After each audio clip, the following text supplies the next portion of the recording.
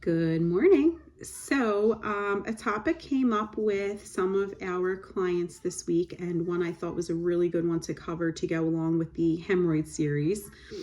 And it is about sex and hemorrhoids. So, sometimes when you have hemorrhoids and you have sex, the hemorrhoids can become flared up. And I want to backtrack for a minute because if you've done any research with hemorrhoids, then you know that you don't want to sit on the toilet for long, right? And so what happens when you sit on the toilet for long is everything kind of spreads out a little bit. Like, okay, so your butt cheeks are spread out, your hole opens a little wider, which gets everything moving, but it also opens everything up and kind of puts pressure on the hemorrhoids. So they become inflamed. I feel like the same kind of works when you're having sex. So in a lot of positions, you're spreading everything wide open, right? You're nice and wide open. So you get nice lubrication, nice movement. But that is also where you are going to run into possibly agitating your hemorrhoids. So the way you want to think about it is how can you have sex without irritating the hemorrhoids? So there's a couple ideas here.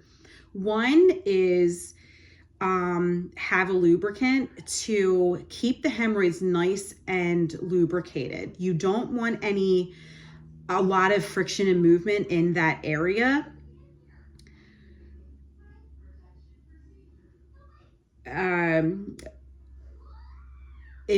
Which will cause inflammation if they're dry. So you want to keep them nice and moist when you're going to be in this situation, because if they're going to be shifting and moving a little bit, you want the surface to be as peaceful as possible. So the other way that I would suggest approaching intimacy when you have hemorrhoids is try positions where you can keep your legs closed. So what might that look like? There's some positions that you can do from behind. So maybe you can, place your hands on a table that's like, hip height, or on the bed or something like that. And you can keep your legs closed and have the entering that way. Also laying on your side lying, and then maybe the man can either be behind you or maybe he's on his knees and he can access you that way. But either way, you're keeping your knees and thighs together and kind of, keeping those butt cheeks together as well. I think I thought of another one, but it's escaping me now. But I'm guessing you probably get the point at this point, or at least you have two options. But keeping those butt cheeks together and keeping those thighs and those knees together will keep some friction away from those hemorrhoids. And yeah, like I said, keep them lubed. Make sure everything is nice and clean. So you're using your sitz bath with some warm water, you're spraying that down.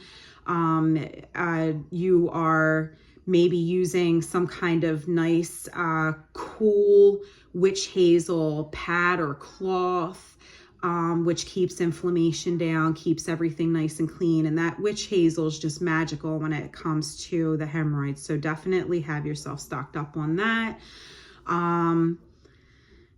And then also, if you're planning on having sex in the evening, maybe you also want to have your bath in the afternoon so it can take some of that pressure off the hemorrhoids. If you're in that stage postpartum where you shouldn't be bathing, obviously you're not, but if you're far enough out that you can bath, then you definitely want to bath, and then maybe after. So if you wind up having sex and you're still becoming inflamed, go back to the bath, have your sitz bath, use some of the creams, put some gloves on your hands and give yourself a nice anal massage, move that tissue around if it's not too painful, get that blood flowing there. So everything we've spoken about before, I will link those into the section here as well. And otherwise, merry lovemaking, and stay comfortable and safe. Have a blessed day. Bye.